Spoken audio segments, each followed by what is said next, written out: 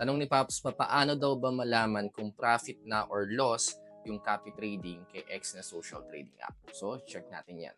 Okay, so nandito tayo ngayon mismo sa X na social trading app. So, paano natin malalaman dito yung mga naka-open na copy trade?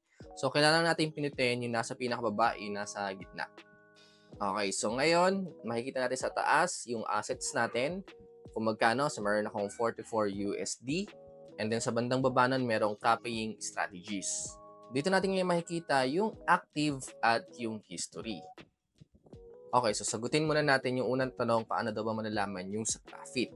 So right now, meron akong tatlong active na copy trade. So puntahan muna natin dito yung nasa bandang gitna, yung Forex Trade 01. Sa gilid nun, merong 25.09 USD. So yan yung amount na pinasok ko sa kanya or in-invest ko sa kanya para i-copy trade.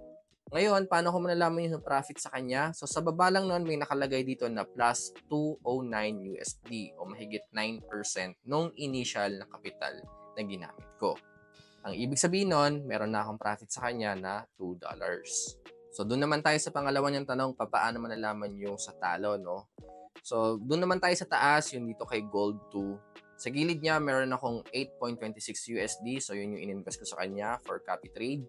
And then sa baba na, mapapansin nyo, meron naman nakalagay dito na minus 1.74 USD o mahigit 17% ng initial capital. So yan, napaka-straightforward naman yung pinapakita ni X sa social trading app, no?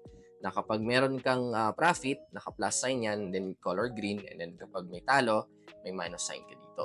Okay, so ngayon, itong mga nandito sa active trade, possible pa yan magbago. So kung dun kay Gold 2, meron akong minus na $1 possible pang mag-plus yan, no? Since open pa yung trade dito at hindi pa naman pa naliliquidate kasi minus 17% pa lang siya, no?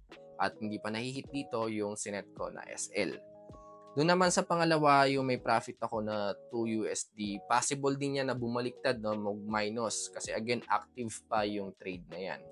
So, paano ba natin makikita dito yung mga completed na o yung mga na-close na trade? So, dyan ngayon papasok yung history. So, punta tayo dito. So, dito mga paps, makikita natin lahat ng copy trade na ginawa ko this month. At yung mga plus and minus dito, added or deducted na yan sa wallet ko, no? 'Di ba kay Robot, minus ako ng, plus sign lang na 00 pero percent 0. So, break even, no? Kinlose ko yung trade dito nang wala na akong naging profit. Ganun din sa sumunod, kay Forex Insan 4, 0 USD naging profit ko sa kanya. Pero kay Forex Trade 01, meron akong plus $2. So, 11% yan ang initial capital ko. So, lahat ng mga yan, pumasok na dun sa wallet ko at hindi na yan magbabago. Kasi completed na nga yung copy trade na to. At mga pals, pansin nyo nasa pinakababa, meron naman akong minus 25 USD. 100% yan nung kapital ko. So, yan yung talo ko sa kanya, no? Natatandaan ko to, hindi ako nakapag-set dito ng SL.